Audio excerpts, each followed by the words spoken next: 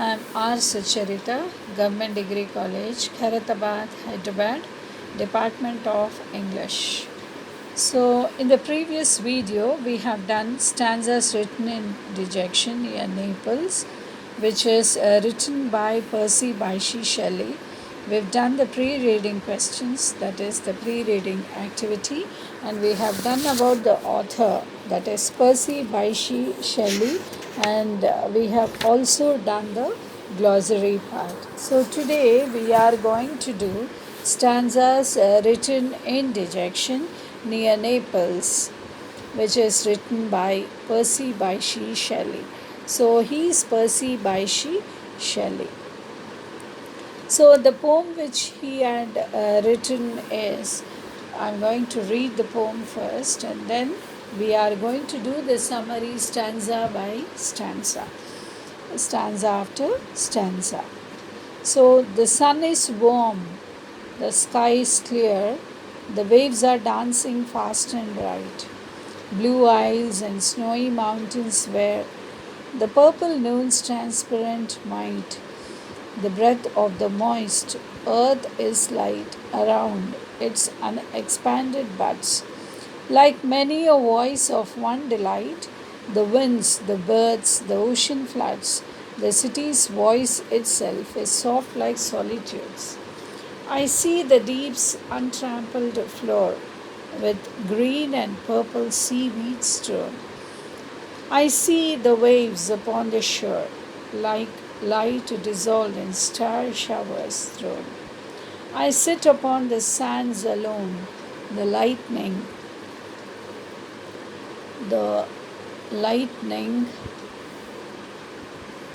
of the noontide ocean is flashing around me, and a tone arises from its measured motion. How sweet did any heart now share in my emotion. Alas, I have nor hope nor health, nor peace within, nor calm around, nor that content passing wealth the sage in meditation found, and walked with inward glory crowned, nor fame, nor power, nor love, nor leisure.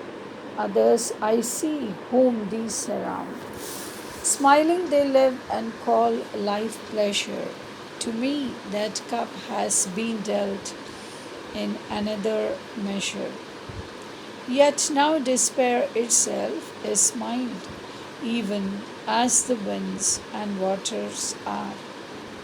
I could lie down like a tired child and weep away the life of care, which I have borne and yet must bear, till death, like sleep, might steal on me, and I might feel in the warm air my cheek grow cold, and hear the sea breathe over my dying reign its last monotony.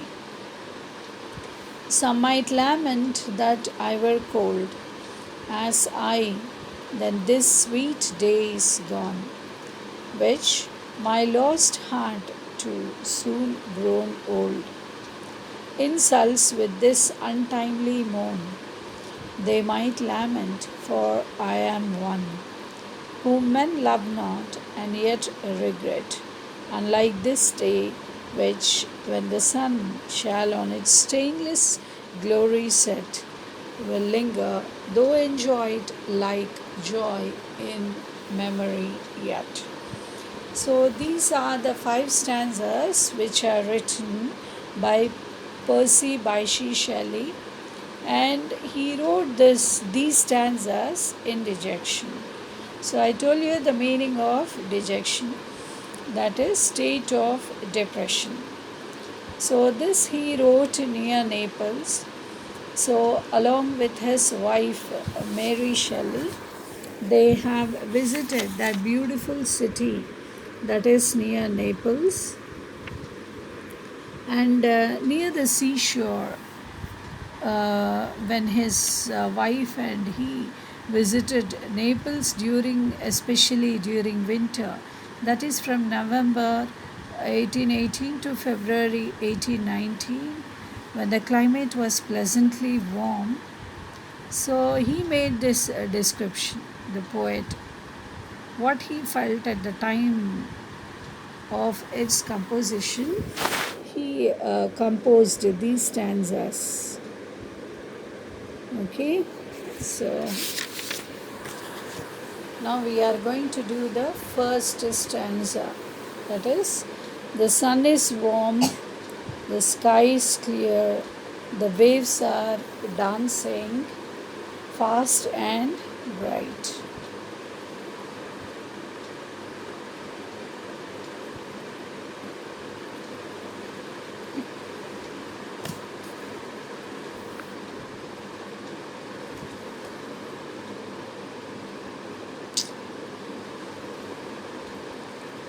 So in the first stanza, the sun is warm, the sky is clear, the waves are dancing fast and bright.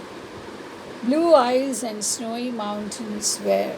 So here you have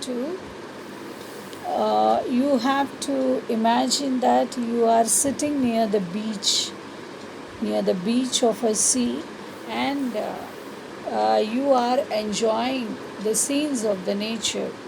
So how is the sun? The sun is warm. You can see on the slide the sun, and the sky is very clear, and the waves, they are dancing fast and bright. So in the first stanza of this piece, that is, the poet, he begins by describing a particular moment in time and the setting in which it takes place. So we can assume from the title of the poem that the scene is somewhere near Naples. So this is the only specific poet given to the scene. Otherwise, the landscape in which the poet is composing these lines could be anywhere. So he begins by stating that the day is beautiful, and he is describing, or he is narrating the beautiful nature. And how he begins that the sun is warm, the sky is clear, the waves are dancing fast and bright, blue isles and snowy mountains where the purple noon's transparent might. So the sun is out and the sky is clear of clouds. You can see on the slide, the sun is out, and the sky is clear of clouds. And the next lines, they reveal that the speaker, is sitting near both the ocean and the mountains. He can hear the waves and look out over the blue isles and snowy mountains. So there are blue isles and there are snowy mountains where you can see the mountainous region here. So there are blue isles and the snowy mountains. You can see the snow is covered by those mountains. The purple noon's transparent might. So here he can see and hear the waves and look out over the blue isles and the snowy mountains. These two elements of the landscape were the might of the transparent noon. The day is at its most beautiful.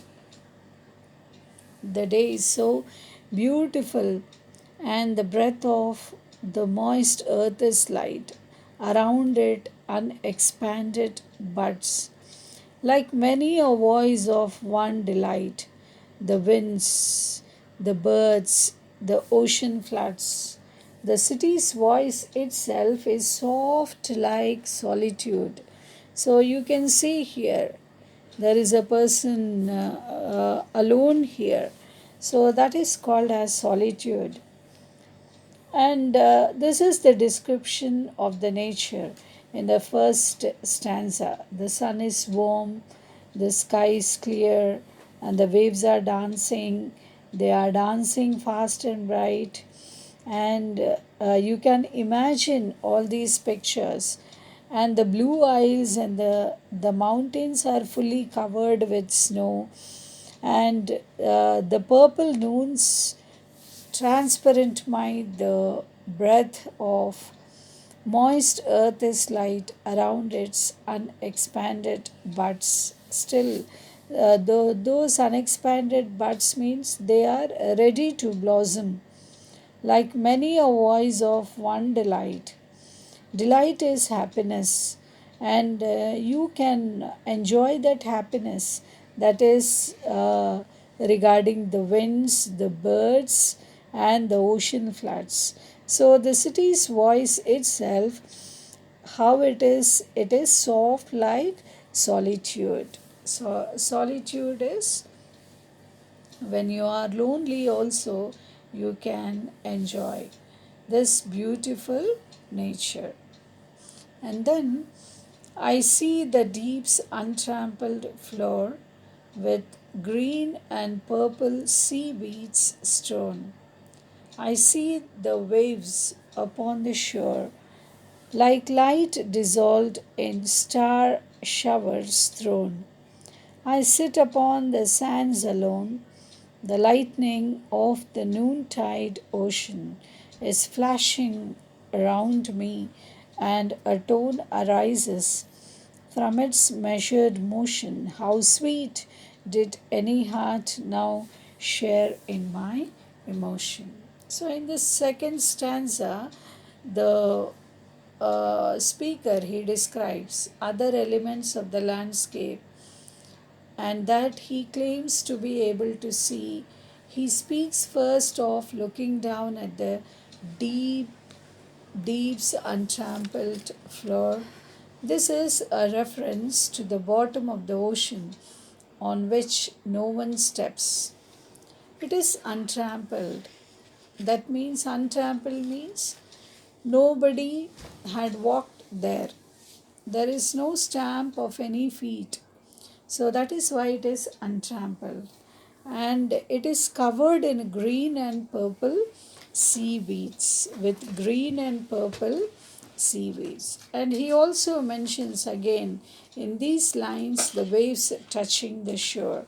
So I see the waves upon the shore, he says, like light dissolved in star showers thrown. So, here all of these elements, he mentions again in these lines the waves touching the shore. All of these elements come together as those in the previous stanza did. So, this time they form the light dissolved in star showers. They reflect the lights of the sky and throw them out for all to enjoy. So you can see the star showers. So these are the star showers or the meteor showers. So, like light dissolved in star showers thrown, I sit upon the sands alone, and he is sitting alone on those sands. The lightning of the noontide ocean is flashing around me, he says, and a tone arises from its measured motion. How sweet did any heart now share in my emotion. So he wants to share all that he had enjoyed with the nature. How sweet did any heart now share in my emotion. So all the emotions which he enjoyed here, he wants to share. The poet wants to share. Then, alas, I have nor hope. Alas, I have nor hope, nor health, nor peace within, nor calm around, nor that content passing wealth the sage in meditation found, and walked with inward glory crowned, nor fame, nor power, nor love, nor leisure. Others I see whom these surround. Smiling they live and call life pleasure. To me, that cup has been dealt in another measure. So, this is the third stanza. So, in the third stanza, he states that he is not having any hope. Alas, he says, alas, I have nor hope nor health. So he states that he does not have any hope or health or any kind of peace within him. So, why he is not having hope or health or any peace in him? Because he is in dejection and he is in a very sorrow state. Why he is in sorrow state? Because his first wife had committed suicide, and the courts, what did they do? They took his two children into custody, and then his poetry was neglected by the public, and not only neglected, but he was condemned, that is, he was criticized by the critics. And apart from all these, he was plagued with those financial problems. He had many financial problems, and not only that, he suffered from poor health, and his wife Mary Shelley estranged him. That means she was no longer friendly with the poet. From him, following the death of their daughter. So, because of the death of their daughter, Mary Shelley, that is Percy Bysshe's wife, also estranged him. So, all these were the reasons for him for not having hope or health or any kind of peace within him throughout his life. He has been unable to find his way to any sort of contentment. There was no satisfaction in his life, and he was unable to find any happiness or satisfaction because of all these reasons of his depression, which he thinks could be found in meditation. So he thinks that if he does meditation, he would find his mind is constantly moving and it is unable to settle and allow him to find peace because of all these problems which his mind is constantly thinking. He is unable to settle, and it is not allowing him to find peace. There is no peace of mind. On top of the lack of hope and health in his life. So he doesn't have hope, and he lost health in his life, and he has also not found fame or power. He wasn't famous and he did not achieve power. So these are still out of his reach, along with love and leisure. So all these are, he says, and walked with inward glory crown, nor fame, nor power, nor love, nor leisure. Others I see whom these surround. And he compares himself with others. And he says that others I see whom these surround. Others are surrounded with all these things, that is fame, power, love, and leisure. And they are smiling as they live, and they call life pleasure. But to the poet, he says that to me, that cup has been dealt in another measure. So for me, that cup after dying, sorry, so he thinks that the cup has been, that is, his life is different and it is completely sorrowful when compared to others' life. And he tells that my cup of life is dealt in another measure, that is in sorrowful measure.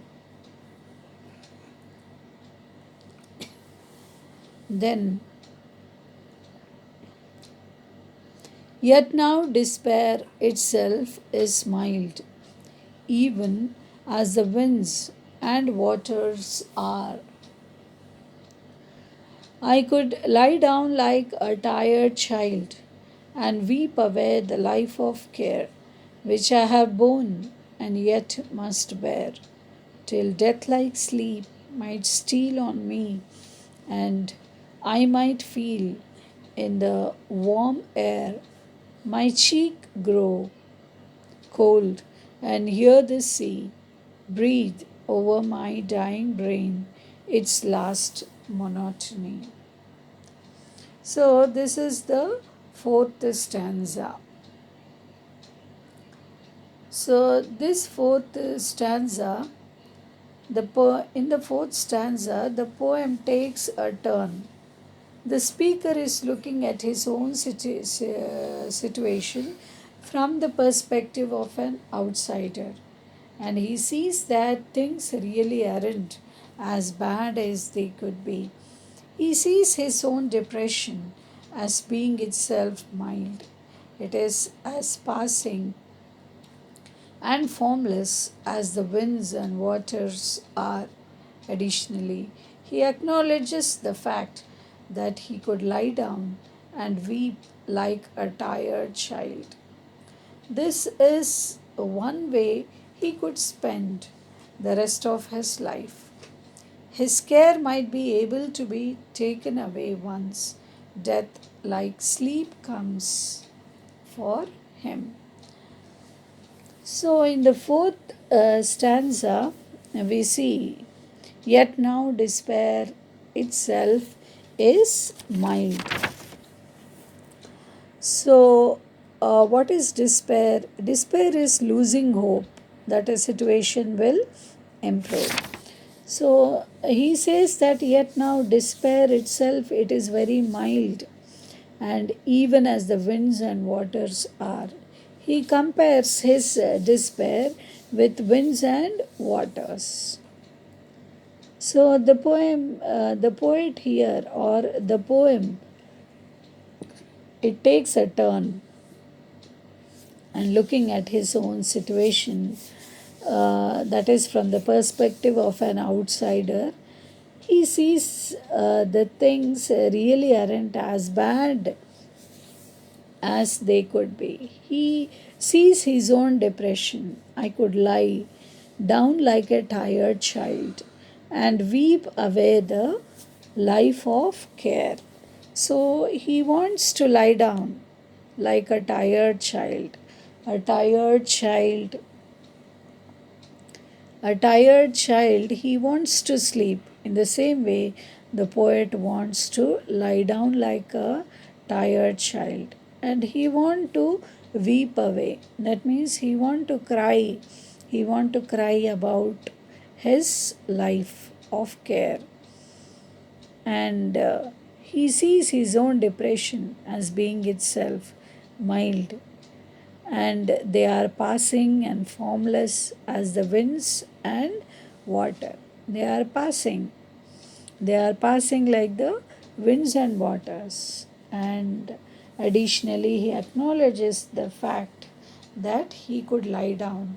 And he want to lie down like a child and he want to weep like a tired child. So this is one way he could spend the rest of his life. So which I have borne and yet must bear. So already he is bearing lot of problems in his life, and he is bearing lot of sorrow in his life till death like sleep might steal on me. And uh,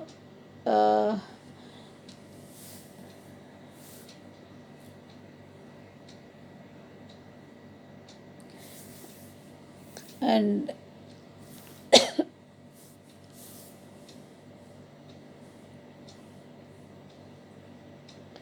so these depressing lines make clear the true extent of the speaker's dejection. So he says, "My till death, like sleep, might steal on me, and I might feel in the warm air my cheek grow cold, and hear the sea breathe over my dying brain its last monotony." And some might lament that I were cold as I, when this sweet day is gone, which my lost heart too soon grown old insults with this untimely moan. They might lament, for I am one whom men love not and yet regret, unlike this day which, when the sun shall on its stainless glory set, will linger, though enjoyed like joy in memory yet.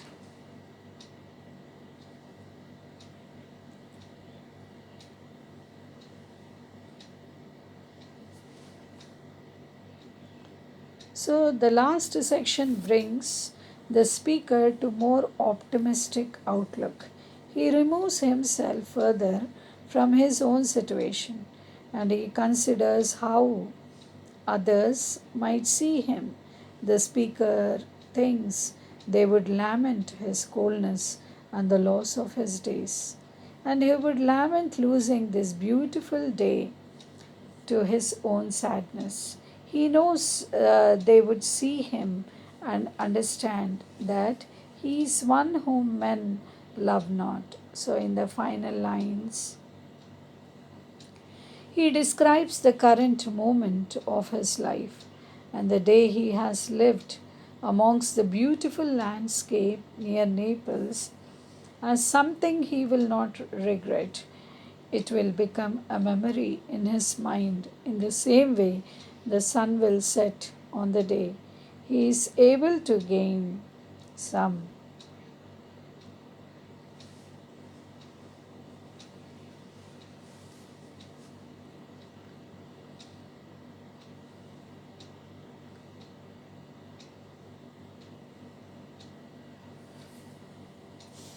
So some might lament that I were cold, as I, when this sweet day is done, which my lost heart too soon grown old. So he wants to lament in the previous stanza. We have seen that he wants to cry like a tired child, or he wants to weep like a tired child. Some might lament that I were cold. So some people they may cry because I was cold. That means I were dead. As I, when this sweet day is gone, which my lost heart too soon grown old.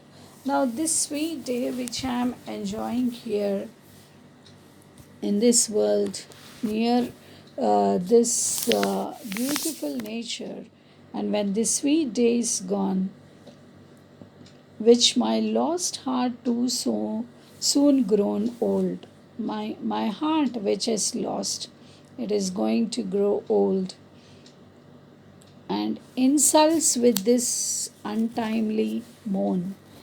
And he faced so many insults and so many problems in his life, which caused him depression. So he is mourning, that is a cry expressing pain or disapproval. This is an untimely moan. Actually, this is not the time for him. It is to mourn, and this is untimely mourn. They might lament, for I am one, and the people also, they may cry, because I am the only one whom men love not, and people don't love me, and yet regret. And they are sad, though they don't love me, because of my untimely death, or my untimely sorrow. They regret, they feel sorry. Unlike this day, which when the sun shall on its stainless glory set, will linger. So the sun in its glory, it will be lingering. That is, it will be tarrying, or it will take a long time to disappear or die. So shall on its stainless glory set will linger, though enjoyed like joy in memory yet. So it is like a memory, or it is like a joy, says the poet. So this is the last stanza. These are the meteor showers we have seen. And thank you. And we are going to complete this poem here and meet in the next video.